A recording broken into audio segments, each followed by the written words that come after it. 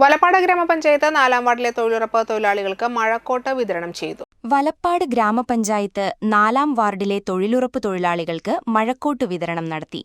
മുസ്ലിം ലീഗ് ജില്ലാ vice president K A. Haroon Rasheed ഉദ്ഘാടനം ചെയ്തു.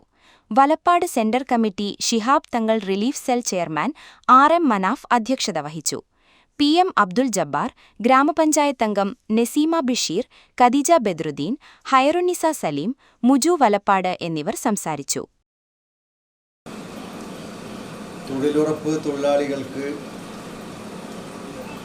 മഴക്കോട്ട് വിതരണം എന്നൊരു പരിപാടിയാണ് ഇവിടെ സംഘടിപ്പിച്ചിട്ടുള്ളത്. ഏറ്റവും നല്ല കാലികമായ ഒരു പരിപാടിയാണിത് എന്നുള്ള കാര്യത്തിൽ സംശയമില്ല. കാരണം ഇപ്പം മഴയുടെ സീസണാണ്. ഒരു കുട ചൂടി നമ്മൾ തൊഴിൽ ചെയ്യുമ്പോൾ അതിന് അതിൻ്റേതായ ബുദ്ധിമുട്ടുണ്ടാവും. അപ്പം മഴക്കോട്ടൊക്കെ ധരിച്ച് നല്ല രീതിയിൽ നമുക്ക് തൊഴിലെടുക്കാനുള്ള ഒരു സാഹചര്യം ഒരുക്കുക എന്നുള്ളതാണ് ശിഹാബ് തങ്ങൾ റിലീഫ് സെല്ലിൻ്റെ നേതൃത്വത്തിൽ ഇപ്പോൾ നടത്തുന്ന ഈ പരിപാടിയുടെ പ്രത്യേകത.